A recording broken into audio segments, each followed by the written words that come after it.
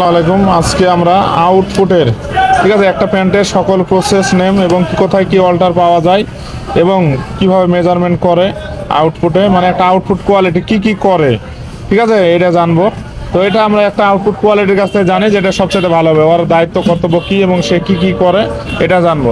তো তুমি আসলে কি কি কাজ করো এবং কি করো না এটা সুন্দরভাবে বুঝিয়ে বলো। আমি আউটপুটে আমার টোটাল মানে পুরো বডিটাই চেক একটু করতে হয়। জোরে বলো যেন সবাই শুনতে পাই। সেক্ষেত্রে আগে আমার যে আউটপুটের মূল প্রসেসগুলো আছে, আচ্ছা সবার আগে আমি একটা প্যান্টের টোটাল যে প্রসেসগুলো থাকে আমি প্রসেসগুলোর নামটা বলি।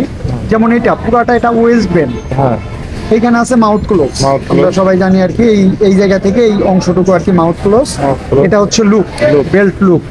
এটা ফ্ল্যাগ লেভেল, প্লাগ লেভেল, এটা front pocket ruling. Front pocket এটা ruling। হচ্ছে হলো ফ্রন্ট পকেট সেম।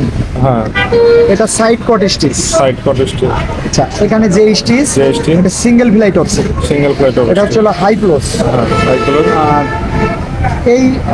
এই অংশটুকুর নাম হচ্ছে হলো মূলত ক্রস পয়েন্ট। এইটুকু করে যেমন চারটে মাথা আর কি একই জায়গা আছে, এইটা হলো ক্রস পয়েন্ট। Cross point। আর এই টোটালটা ইনসিয়াম, Inseam। এই টোটালটা ইনসিয়াম। ও একটা মিসিং ক্ষেত্রে হলো কয়েন পকেট। এটা এই যে ফ্রন্ট পকেটের সেমের উপরে যে ছোট্ট একটা পকেট থাকে এটা হচ্ছে হলো কয়েন পকেট। এটা কয়েন পকেট রুলিং, এটা কয়েন পকেট 1/4। এটা সাইডের কট স্টিচ বা এই টোটালটা সাইড সিএম, সাইড সিএম। এখানে এটা হচ্ছে হলো বটম হ্যাম। আচ্ছা এখন ব্যাকপার্টে আসি। ব্যাকপার্টে যেমন এটা ব্যাক ইউ, এটা ব্যাক ইউ, এটা ব্যাক পকেট, এটা ব্যাক রাইস। হ্যাঁ। এই যে ব্যাক পকেটের এই কোনার এই স্টিচেসের ব্যাক পকেট জয়েন, এটা ব্যাক পকেট 1/4, এটা ব্যাক পকেট রুলিং। এটা ব্যাক পার্টে আবার ব্যাক পকেটে একটা ফ্ল্যাগ লেভেল হ্ঁ। আর কি মোটামুটি। এবার আচ্ছা টপ তোমার সাইডে চেক সম্বন্ধে বলো। টপ সাইডের প্রসেসগুলো শেষ। ইনসাইডে প্রসেস বলতে ইনসাইডেটা দেখাই, এটা pocketing, front pocketing, front pocketing। এটা সাইজ লেভেল। সাইজ লেভেল, এই যে একটা আছে এটা হচ্ছে হলো রেইনফোর্সমেন্ট বলে, Reinforcement। রেইনফোর্সমেন্ট বলে, মানে এটা বার থেকে শক্তি বাড়ায় আর কি, যাতে ফেব্রিক্সে কোনো ক্ষতি না হয়, ক্ষতি না হয়। এই আর কি।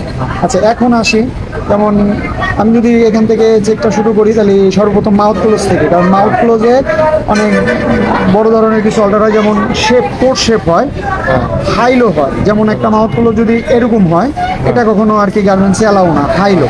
এটা অ্যাভেলেবল হয়, সেলাই টু সেলাই হ্যাঁ, মিল সেলাই টু থাকবে। সেলাই মিল হবে, লপ টু লপ মিল হবে কাঞ্চার লপের সাথে। আবার ডাউন স্টিচ, ডাউন স্টিচ হয়, প্লাস এই নিচের লপটা অনেক বড় মোটা হয়, যেটা ও আসে পরে আর কি ফেটে কাঁচা মানে রয়েস বের হয়ে যাওয়ার সম্ভাবনা থাকে।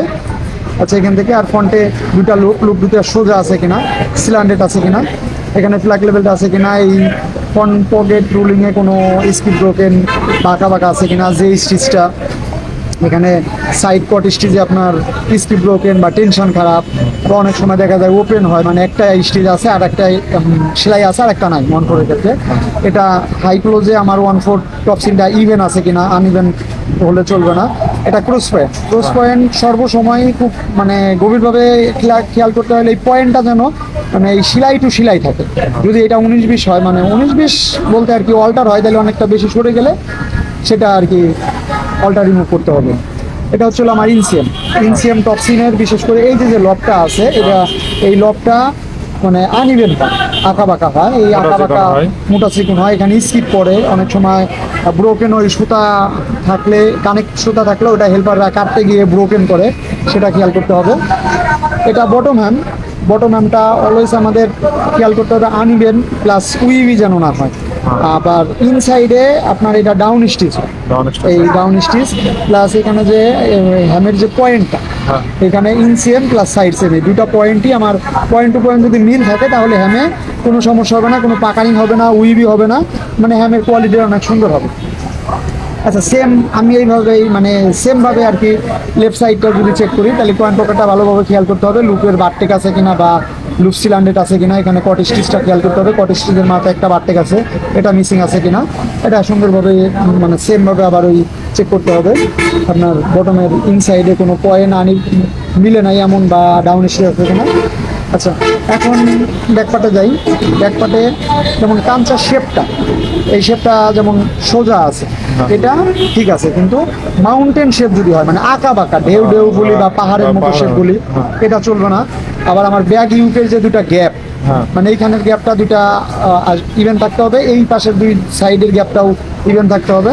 ব্যাক ইউকে কোনো স্কিড ব্রোকেন আছে কিনা বা রয়েস, অনেক সময় যে এটা মানে এখান থেকে আর কি কাঁচা বের হয় বা রয়েস বের হয়, আমরা গার্মেন্টসের ভাষায় যেটা বলে সহজে চিনি আর কি। ব্যাক রাইজেও সেম থিং, এভাবে একটু টান দিয়ে দেখতে হবে।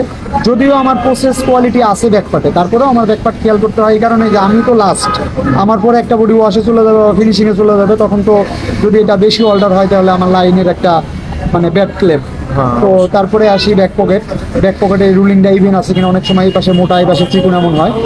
1/4 জয়েনের পরে যে 1/4টা আছে এটা অনেক সময় আনইভেন হয়, এটা আমার অবশ্যই মানে স্টাইল অনুপাতে যেটা 1/4 হোক বা 4 মিলি হোক বা 1/8 হোক সেটা আমার ইভেন লাগবে। বা ব্যাক পকেটে যে আমার 4টে করে বারটেক আছে এটা আছে কিনা, বা এখানে এই কোনার সাথে এই বারটেকটা মিলছে কিনা, এইখানে যেখানে পজিশন মতো বারটেকটা দরকার এটা আছে কিনা, এটা সুন্দরভাবে চেক করতে হবে। এটা চেক করে ওভারঅল একটা বডি ফেব্রিক্সে কোনো সমস্যা আছে কিনা, যখন আমার চেক শেষ তখন অবশ্যই আমার বডিটা মেজারমেন্ট করতে হবে যে এটা সাইজ মিস্টেক আছে কিনা। যেমন এটা আমার 104, এটার সাইজ হচ্ছে 104। এখন আমি এই বডিটা আমার এখানে প্যাটার্ন করা আছে যাতে আমি সহজে মেজারমেন্ট করতে পারি, কারণ যেহেতু আমার চেকের কোয়ান্টিটি বেশি বা অনেক সময় মেজারমেন্ট করে দেখতে হবে। এটা আমার ওয়াশ সিনকের সহ এখানে বিলের মেজারমেন্ট দেওয়া আছে, এই যে দেখেন সুন্দরভাবে। এই যে আমার 104-এর যে ইয়াটা এটা 104-ই আছে, হয়তো বা 2-1 মিলি কম বেশি, 2-1 মিলি কম বেশি হবে। ওটা কখনো সমস্যা না। ওভারঅল আমার বডিটা এখন চেক শেষ, আমি চাইলে বডিটা এখন চিচি বাস করতে পারি। এটাই আসলে মানে